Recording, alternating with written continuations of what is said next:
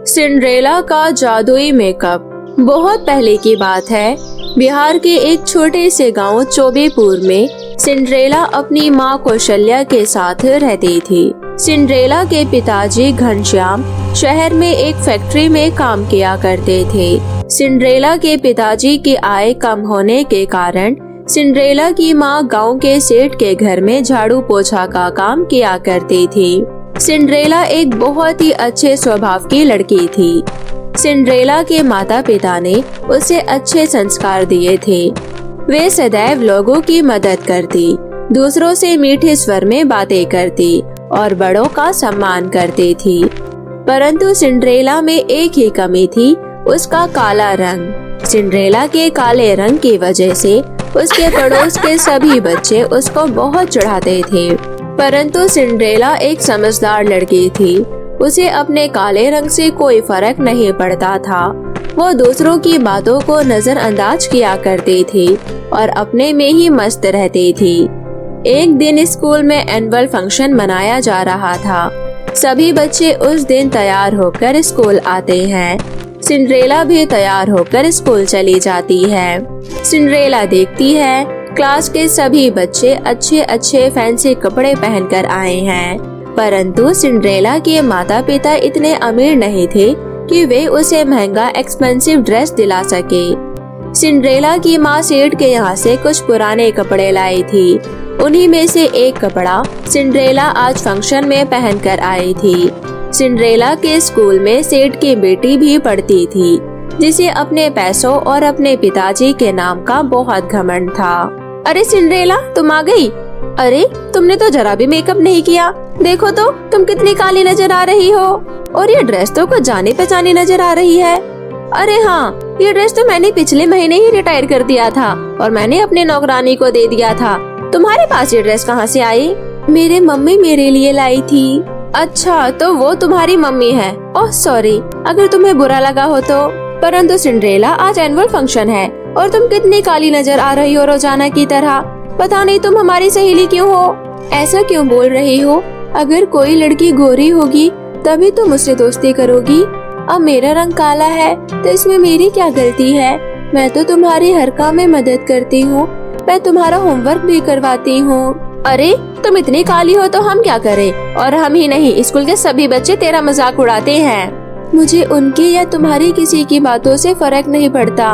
एक बात बता देना चाहती हूँ, मैं स्कूल में पढ़ने आती हूँ, ना कि फैशन दिखाने। मुझे इन बातों से जरा भी फर्क नहीं पड़ता। शायद तुम्हारी सोच ही ऐसी है, इसलिए तुम ऐसा सोचती हो। इतना कहकर सिंड्रेला घर चली जाती है। परंतु कहीं न कहीं सिंड्रेला को ये भी लगता था कि वो इतनी काली क्यों है। क्लास के सभी बच्चे उसका इतना मजाक क्यों उड़ाते हैं, परंतु ये बात किसी को बोलती नहीं थी। ऐसे ही सिंड्रेला रोजाना स्कूल जाती है, मन लगाकर पढ़ाई करती और अपने दोस्तों की बातों से दूर रहती। वो अपने माता पिता के साथ ही खुश रहती थी। आज सिंड्रेला के पिताजी शहर से गांव आ रहे थे। सिंड्रेला अपने पिताजी से मिलने के लिए सुबह जल्दी उठ जाती है, घर की साफ सफाई कर देती है और बैठकर अपने पिताजी का इंतजार करने लगती है। पिताजी, आप आ गए। मैंने आपका बहुत इंतजार किया। आइए बैठिए। हाँ मेरी प्यारी बेटी, मैं आ गया हूँ और अब मैं कुछ दिनों के लिए तेरे साथ ही रहूँगा। यह देख, तेरे लिए यह हेयर बैंड लाया हूँ। थैंक यू पिताजी, ये हेयर बैंड तो बहुत ही सुंदर है। आप बहुत अच्छे हो पिताजी, आप मेरा कितना ध्यान रखती हो। सिंड्रेला जाकर वो हेयर बैंड पहन लेती है। देखिए ना पिताजी, मैं कैसी लग रही हूँ? मेरी बेटी दुनिया की सबसे खूबसूरत लड़की लग रही है इस हेयर बैंड में। सिंड्रेला ये सुनकर बहुत खुश हो जाती है। चलिए ना पिताजी, आज मेरी भी विद्यालय की छुट्टी है, क्यों ना हम बाहर कहीं घूम कर आए। बहुत दिन हो गए कहीं गए। मैं आपके साथ घूमना चाहती हूँ पिताजी। क्यों जिद करती हो बेटी? अभी तुम्हारे पिताजी बहुत लंबा सफर करके आए हैं, उन्हें थोड़ा आराम करने दो। अरे सिंड्रेला की माँ, आराम तो मैं कल भी कर लूँगा, परंतु आज मैं अपनी बेटी के साथ घूमने चलूँगा। अच्छा बेटा, तो तुम तैयार हो जाना, हम शाम को ही घूमने चलेंगे। ऐसे ही सिंड्रेला के माता पिता ने सिंड्रेला की परवरिश में कोई कमी नहीं छोड़ी थी। सिंड्रेला को सभी खुशियां देने की कोशिश करते थे और सिंड्रेला भी अपनी तरफ से किसी चीज की जिद नहीं किया करती थी। शाम हो जाती है। सिंड्रेला अपने पिताजी के साथ साइकिल पर घूमने निकल जाती है। सिंड्रेला साइकिल पर बैठकर बहुत खुश होती है और उसे एक राजकुमारी जैसा फील हो रहा होता है। तभी एकाएक सिंड्रेला के पिताजी का एक्सीडेंट हो जाता है और सिंड्रेला के पिताजी की मौके पर ही मृत्यु हो जाती है। सिंड्रेला ये सब देख बेहोश हो जाती है। सिंड्रेला की जब आंखें खुलती है तो वो देखती है कि उसकी माँ रो रही है और पिताजी की मृत्यु हो गई है। सिंड्रेला भी ये सब देखकर रोने लगती है। पिताजी, ये सब क्या हो गया? इसमें मेरी ही गलती है। ना मैं आपको बाहर घूमने के लिए बोलती और ना आज ये सब होता। सारी गलती मेरी है, मुझे सजा मिलनी चाहिए। नहीं बेटी, इस तरह अपने आप को दोष मत दो। होने को कौन टाल सकता है भला। अब तुम्हारे पिताजी इस दुनिया में नहीं रहे, अब तुम ही मेरा सहारा बनोगी। इस तरह दोनों घनश्याम की मौत पर बहुत रोते हैं। कौशल्या अपनी बेटी सिंड्रेला को सहानुभूति तो दे रही थी, परंतु अंदर ही अंदर उसे घनश्याम की मृत्यु का गम बैठ गया था। धीरे धीरे कौशल्या की तबीयत बहुत गंभीर हो गई और उसे हॉस्पिटल भर्ती कराना पड़ जाता है। सिंड्रेला भी बहुत छोटी थी, उसे इन सब चीजों की समझ नहीं थी। पैसों की कमी के कारण हॉस्पिटल वाले कौशल्या को छोटा मोटा ट्रीटमेंट देकर घर भेज देते हैं। सिंड्रेला घर पर ही अपनी माँ का ध्यान रखने लगती है और अब अड़ोस पड़ोस में लोग बातें बनाने लगते हैं। देखो कितनी मनहूस लड़की है, पिताजी को खा गई, कल मुँही कहेगी। सिंड्रेला लोगों की बातें सुन सुनकर बहुत उदास रहने लगी और अब उसका मन हमेशा मरने का करने लगता है, परंतु अपनी बीमार माँ का सोचकर शांत रह जाती है। घर में कोई भी कमाने वाला नहीं बचा था, घर की सभी जमा पूंजी खत्म हो चुकी थी। सिंड्रेला अपनी माँ को खिचड़ी बनाकर खिला देती है और खुद अंत में बचा कुचा खाती है। क्यों ना ये बची हुई खिचड़ी मैं माँ के लिए सुबह के लिए बचा दूं, उन्हें इस टाइम भरपेट खाने की जरूरत है। इतना सोचकर सिंड्रेला भूखे पेट ही लेट जाती है। तभी सिंड्रेला को गेट खटखटाने की आवाज सुनाई देती है। सिंड्रेला देखती है कि गेट पर कोई बूढ़ी अम्मा आई हुई है। बेटी, मैंने 2 दिनों से कुछ नहीं खाया, कृपया मुझे खाने को कुछ दे दो। सिंड्रेला बूढ़ी दादी की ये बात सुनकर हाँ में सिर हिलाकर अंदर चली जाती है। वो देखती है कि घर में केवल उसी के हिस्से का खाना बचा है। वो बिना सोचे समझे वो खाना ले जाकर बूढ़ी दादी को दे देती है। बूढ़ी दादी वो खाना खाकर सिंड्रेला को बहुत दुआएं देती है। बेटा, तुम बहुत ही अच्छी लड़की हो, तुमने अपने हिस्से का खाना भी मुझे दे दिया। मुझे पता है तुमने भी सुबह से कुछ नहीं खाया। इतना कोमल हृदय देखकर मैं बहुत प्रसन्न हुई। इतना कहकर वो बूढ़ी दादी एक सुंदर परी में बदल जाती है। मैं सतरंगी परी हूँ। मैं पृथ्वी पर एक नेक इंसान की तलाश में थी जो हमेशा मानवता और लोगों के कल्याण के बारे में सोचे। तुम्हारे अंदर वो सभी गुण हैं। ये लो, ये जादुई मेकअप किट है। इस मेकअप किट की मदद से तुम्हारे सभी दुख दूर हो जाएंगे। मैं सब जानती हूँ कि तुम्हारी माँ की तबीयत बहुत दिनों से खराब चल रही है। इस मेकअप किट की मदद से तुम्हारी सभी इच्छाएं पूरी हो जाएगी।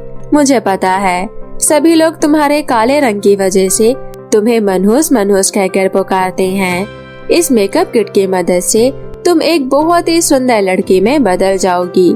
सभी लोग तुम्हारे मेकअप की तारीफ करेंगे। अच्छा, तो मैं चलती हूँ, तुम अपना ध्यान रखना। इतना कहकर परी वहाँ से गायब हो जाती है। सिंड्रेला की माँ की भी नींद खुल जाती है। तभी सिंड्रेला अपनी माँ को सब कुछ बताती है। इस मेकअप किट की मदद से हम जो कुछ भी मांगेंगे वो चुटकियों में हमें मिल जाएगा माँ। ये तो बहुत अच्छी बात है बेटी। अब कम से कम हमें भूखे पेट तो नहीं सोना पड़ेगा। हाँ, अब हमारे सभी दुख तकलीफ दूर हो गए हैं। इतना कहकर सिंड्रेला आईने के पास जाती है और वो मेकअप किट से मेकअप करने लगती है।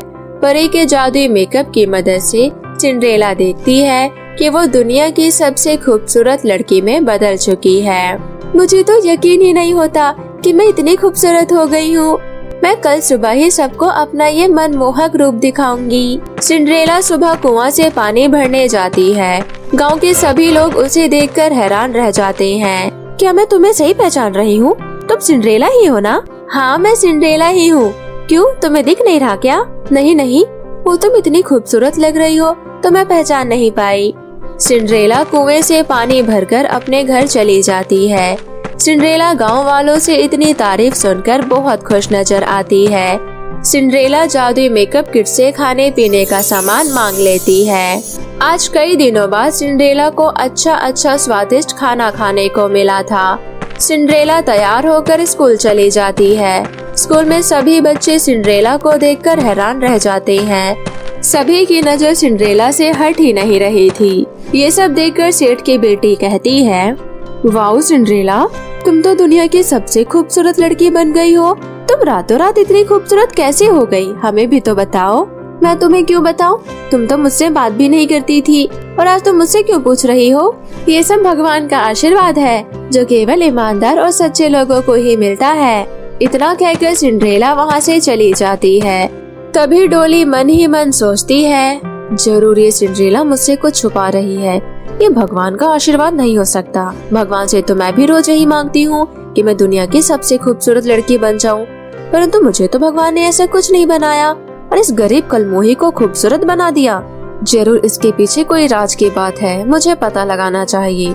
गोरी क्या हो गई, ज्यादा इतराने लगी है ये दो गोड़ी की सिंड्रेला। डोली ये सब सोचकर अपना पैर पटकने लगती है।